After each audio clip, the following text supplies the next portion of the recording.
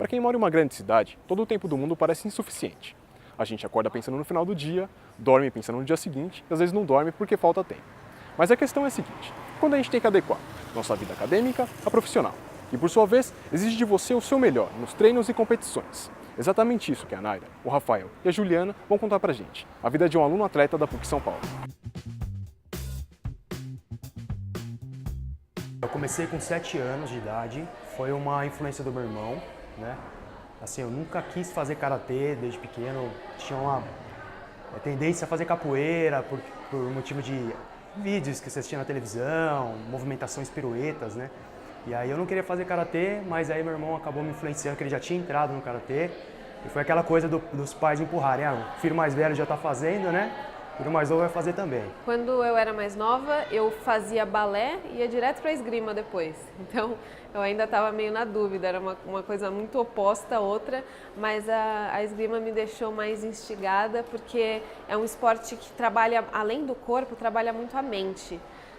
O pessoal costuma dizer que é como se fosse um xadrez em movimento, assim. Então essa questão de pensar no movimento, pensar na ação, pensar no jeito que você vai tocar o adversário, tentar adivinhar o que ele vai fazer, então acho que isso me instigou. Eu comecei no esporte, na ginástica olímpica, então eu fiz 8 anos de ginástica, fiz bastante tempo. Acabei que eu fiquei alta e aí uma alternativa para continuar treinando, tipo, meu técnico falou: eu acho que você tem futuro no esporte, você é determinada, eu acho que você podia tentar o salto com vara. Aí eu tive essa transição da ginástica pro salto com vara porque eu fiquei grande e assim que eu comecei no salto com vara eu já me dei super bem. O karatê ele teve uma grande evolução nos últimos tempos, né? Tanto que agora ele faz parte dos Jogos Olímpicos. Então antigamente era muito difícil, eu tirava sempre dinheiro do bolso, era muito complicado me manter, né, no karatê. Hoje em dia não, hoje eu já consegui um patrocínio de kimono, de equipamentos, né, o Tim Araújo que me ajuda, então tá mais fácil, né, porém a gente ainda não tem o incentivo para viagens, deslocamento, né, ainda tá complicado. Eu já fui campeão brasileiro 2 vezes, eu tive a oportunidade de disputar o Campeonato Pan-Americano de karatê, fui campeão lá no Chile. E, infelizmente, já classifiquei para vários mundiais, mas por falta de verba, eu nunca consegui participar de um mundial. A esgrima é um esporte muito elitizado no Brasil, né? Ele é predominante europeu, então aqui no Brasil a gente tem pouca força.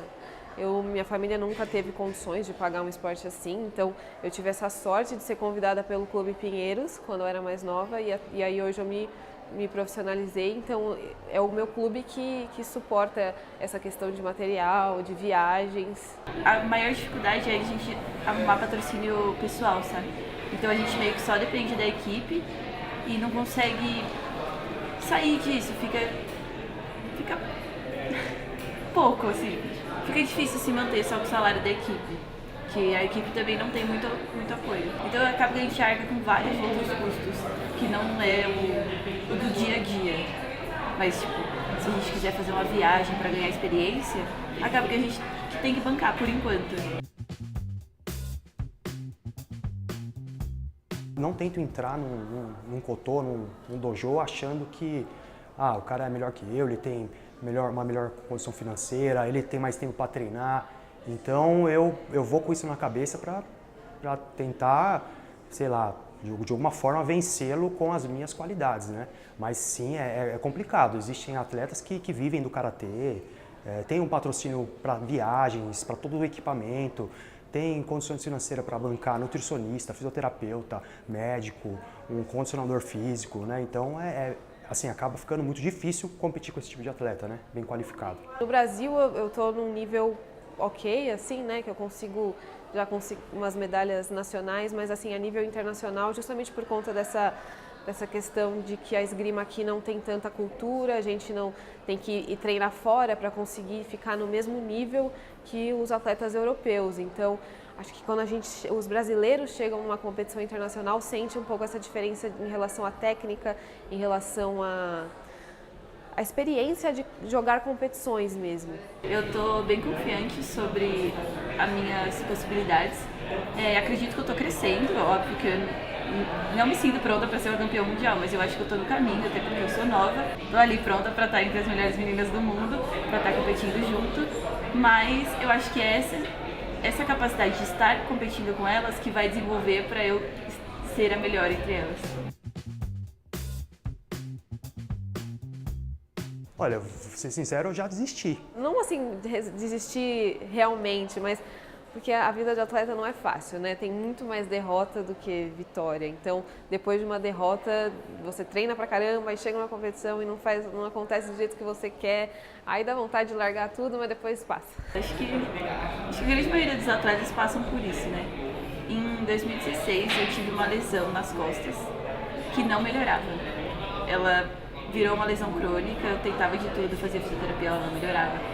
E tipo, como não melhora, eu compito com dor, compete mal, salta mal, desestimula. É um ciclo infinito. Mas esse período que eu tive muita dor, foi 1 ano sem resultado, não tem como, a gente se sente muito desmotivada, dá muita vontade de parar. Eu venho retornando agora à luta justamente por esse incentivo de o karatê agora estar nas Olimpíadas, tá na mídia, tá todo mundo vendo, porque antigamente a gente ia pedir um patrocínio e as pessoas diziam, mas o que é isso? Vai passar em que canal? Eu não conheço, então para que eu vou investir em você se você não vai me trazer nenhuma propaganda, nenhum marketing, entendeu? Então isso, como eu já fui campeão brasileiro, já fui campeão pan-americano, eu parei há 3 anos atrás e agora isso está me incentivando, né? Eu falei assim, poxa, peraí, eu vou aproveitar, ainda estou com 32 anos, não sei, 34, 35 anos eu consigo ainda lutar com atletas de alto rendimento e eu estou tendo bons resultados, né? Às vezes eu tenho competições que duram em média 1 semana, assim, fora do país. Então, às vezes nessa semana calha com a semana de provas na faculdade, aí eu tenho que fazer substitutiva de tudo. Então é sempre muito assim puxado. Às vezes eu consigo contar com a compreensão de uns professores, às vezes não. Então, muitos amigos meus me ajudam a passar a matéria que eu perdi, mas é algo que eu acho que vai estar sempre caminhando junto comigo, desde a época da escola até hoje na faculdade. É tudo uma questão de ajuste, né? Então eu treino de manhã, às vezes eu consigo descansar à tarde, então eu consigo dar uma recuperada para vir para a faculdade. Mas a questão das provas é bem complicada, porque muitas vezes a gente tem que ir para viagens. E infelizmente no Brasil, os professores ainda não entendem o que é ser um aluno atleta. Hoje em dia, tem muito professor que fala para mim assim, mas o que você faz na vida? Eu falo, sou atleta. Ele fala, mas você não trabalha? Então, no caso, ser atleta é o meu trabalho. É muito triste isso, porque às vezes eu acabo perdendo prova, não tem como repor, não tem como conversar de falta. Então, isso é uma dificuldade muito grande que eu tenho. O tempo todo eu me vejo perdido. Ontem eu estava com minha cabeça completamente pensando, nossa, eu tenho um campeonato paulista e hoje eu já tive 2 provas para fazer. Então é muito difícil realmente conciliar. Eu sou pai de família, tenho um filho de 6 anos, então preciso buscar meu filho na escola, já tenho treino daqui a 1 hora, preciso ir para casa, fazer as coisas de casa também, preciso estudar, vou ter prova, vou ter trabalho, apresentação, então é muito complicado mesmo. Eu vou me virando como dá. A esgrima é um esporte mais duradouro, assim, em relação aos outros. Então, eu acredito que eu pretenda... É difícil falar assim, né, quando eu vou parar, porque é uma coisa que eu gosto tanto, mas eu acredito que depois de umas 2 Olimpíadas, assim, eu resolva parar. No karatê, a idade ela tem se estendido um pouco. Então, hoje, existem atletas de 39 anos, 40 anos, se dando muito bem, sendo campeão brasileiro e até mesmo em campeonatos internacionais. Hoje com 32, então eu me vejo preparado, de repente, se eu conseguir me organizar, fazer um treino físico corretamente, ter uma equipe multidisciplinar me apoiando, eu acredito que mais uns 5 anos eu consiga me manter em alto rendimento. Eu pretendo atuar na minha área de formação. Claro que o esporte ainda vai ser uma paixão, então até lá eu quero achar algumas vertentes da administração que encaixem no esporte. Então uma gestão esportiva, marketing esportivo, eu acho super legal, que inclusive é o que me interessa hoje em dia, então eu acho que tem super a ver, porque eu consigo estar presente, entender do assunto e ao mesmo tempo entender de administração. Então junto a administração com o esporte, eu acho que seria um bom ramo. Na verdade, eu vou tentar conciliar o direito com a esgrima até até der, assim, até eu realmente ver que não tem mais jeito. E aí, por conta da esgrima ser um esporte predominante na Europa, que os maiores atletas estão lá, os maiores centros de treinamento, então tentar conciliar um ramo de direito internacional com a esgrima. Eu sou professor de karatê também, né? O meu filho faz karatê comigo, então, encerrando a carreira de atleta, eu vou continuar sendo professor de karatê, né? E, claro, vou tentar vincular aí com a fisioterapia, para fazer um trabalho em conjunto, acho que é interessante. Eu vou poder estar ali do outro lado, entendendo o que é ser um atleta e fazer as coisas caminharem juntas. Chega alto na sua frente.